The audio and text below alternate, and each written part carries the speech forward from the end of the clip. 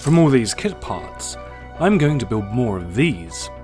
It's a screen-accurate replica using a vintage model kit that I built some 21 years ago of a blink and you miss it Doctor Who prop from a 1989 story called Battlefield. In that adventure, it's supposed to be a highly valuable piece of alien currency, and speaking of value, when the original prop was sold at auction in 2006, it went for just over £400 plus the buyer's premium.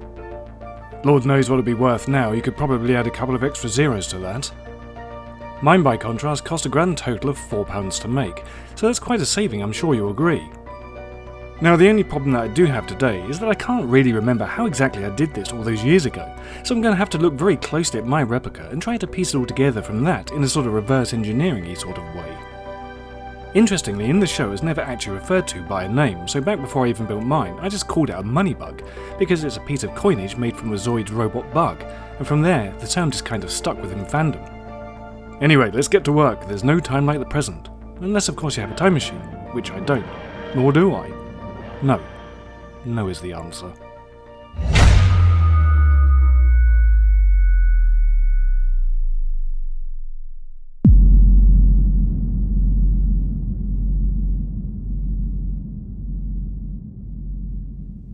To get this project started, you first need to obtain a vintage Zoids Saicurtis Kit, rather like this one. In fact, exactly like this one, otherwise that'll be your first major mistake, buying the wrong kit. From there, with the addition of some basic tools and supplies, you essentially discard some of the kit, modify the legs and the chassis, then put it all together in completely the wrong order as well as back to front, paint it up, and then before you've even realised it, you're done, where you can sit back and enjoy the fruits of your labours. Simplicity at its finest. This is how the kit should look when correctly assembled, but as I said earlier, that's not what we're doing here today. For the Zoids collectors out there, I'm sure this will be seen as an utterly sacrilegious act. Yeah, I know, I'm a complete and total heretic. Now, when I first built my replica back in 2003, the kits were 10 a penny, but since I spoke about it at the time on my old Purple Blancmange prop making blog, consequently, like every project that I ever documented there, people then started to become rather interested in these parts and began to buy them up. This obviously created a new demand, and subsequently the prices tended to skyrocket as a result. Today, your results may vary, but if you do try this out, please let me know how you got on. Housekeeping is the order of the day, and in preparation for the workload ahead, I began to separate the kit parts from their sprues to aid for a quick identification and easy retrieval later on.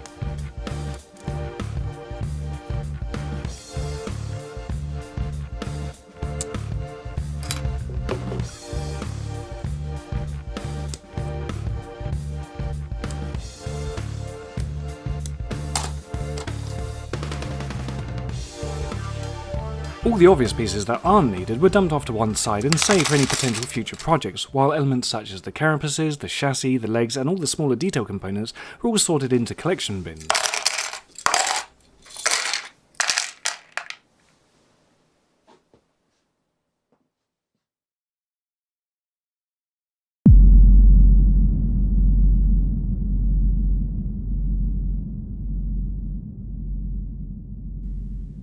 The one thing that I do recall from the first time around in making this prop is that the carapaces should be glued together first, as this will help to inform me on how exactly I need to modify the chassis before all this comes together.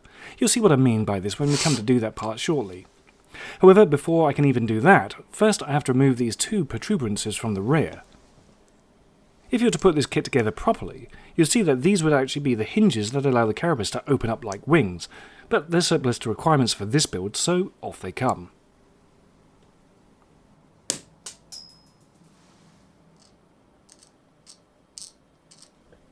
After a little tidying up of the moulding seam lines and where I've just made those cuts, I was about to weld the two halves together when I suddenly realised that something was amiss here. Oh yeah, I forgot about that. Looks like this section here and this section here has to be removed, because it's not here on this one, so yeah, completely forgot about that. Well, I did build this 20 years ago. Let's get rid of that then.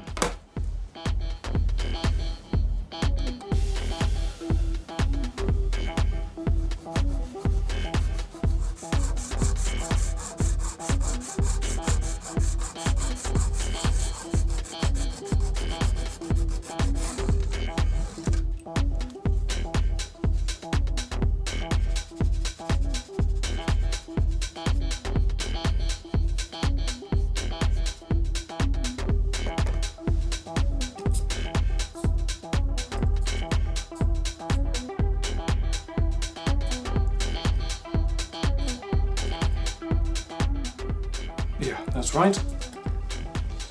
Just a load more of these to do now. Then glue.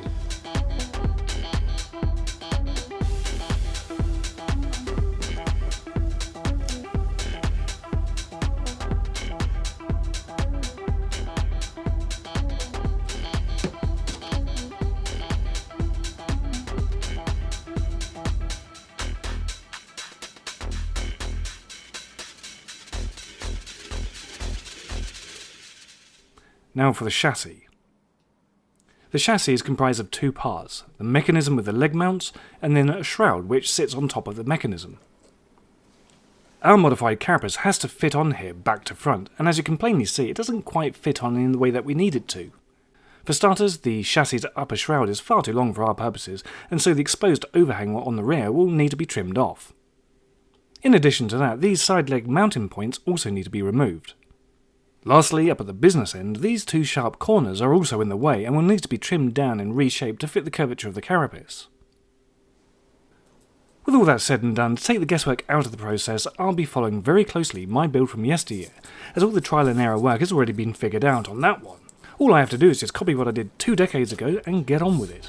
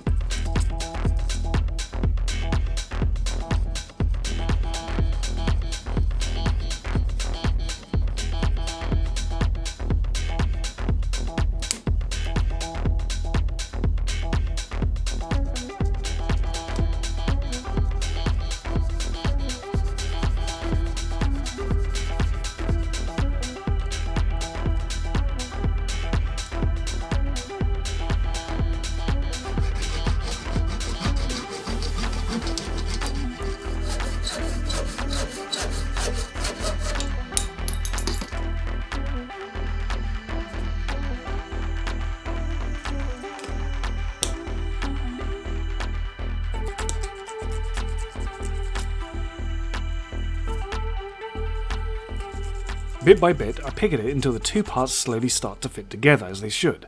But I don't weld them into place just yet, as I still need to modify and mount the legs first, and to do that I really need the carapace out of the way.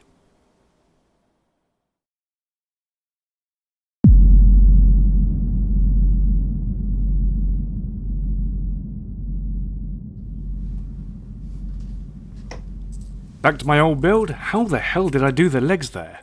Oh yes, it's all starting to come back to me now.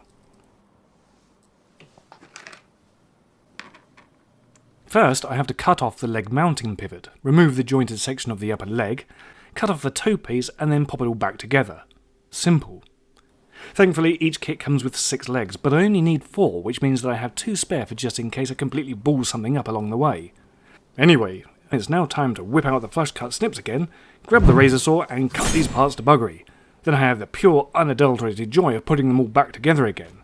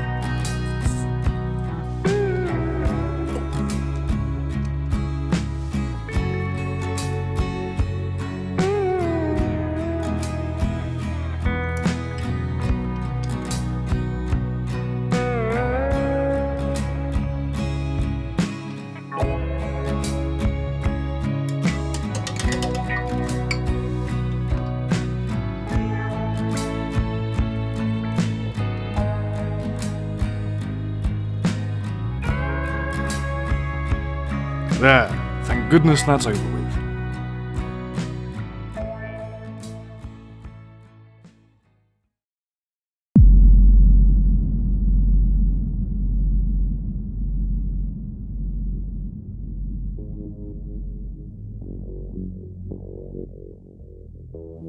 You'll be pleased to know that it's very easy sailing from here on in, as there's very little left to do now.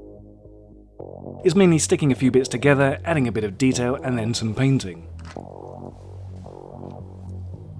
First, on go the legs. They're just held in place with these rubber end caps. Now the chassis's upper shroud can be set into position, followed by the carapace, making sure that the upward tilted angle is just right. The operation is a little fiddly, you know, all fingers and thumbs, but eventually I got there and welded it all into place. Well, I've got to a stage now where we're very close to completion. Almost everything is built. However, I've just remembered that I forgot something, but luckily I remembered it, so I haven't forgotten it, but I did 21 years ago. Let me just show you on that build. So here is that one from 2003, and on the bottom, it wasn't until about, I think, an hour or so after I'd painted this thing that I noticed this winder was completely bare. In fact, there's a part missing, and let me show you what that part is. It is this part here. Now this is actually from the two legs that we cut off. This is the underside cover.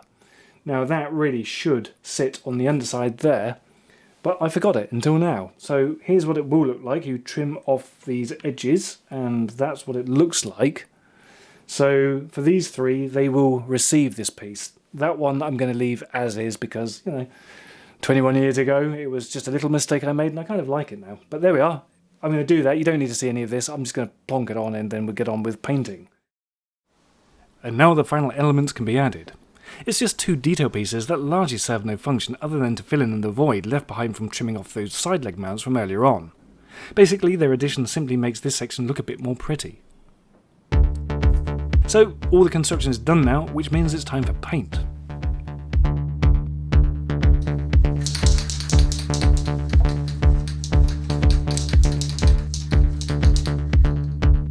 As usual, after a small bit of masking where needed, a decent layer of primer was laid down from every conceivable angle to get a good and even coverage. Then once that had cured off, the base coat was applied in exactly the same fashion as before.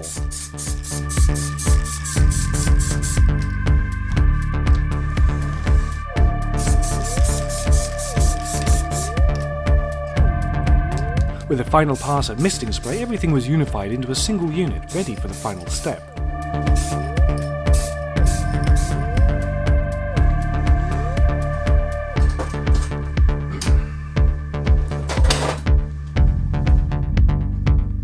You don't really need me to explain what's going on here, as it's fairly obvious to those with eyes in their skull, so let's just sit back and enjoy the process.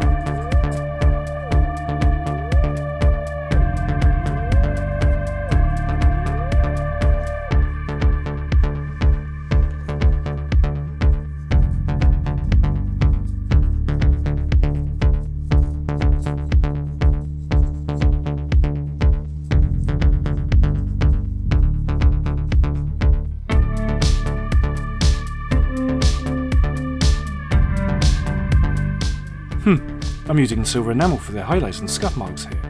Nice. Believe it or not, this is over 30-year-old paint. I bought it back when I was a teenager for a Dalek model kit, I think, or was it a prop build? I don't know, I can't really remember. Anyway, it doesn't actually matter, but I am surprised that it's still usable.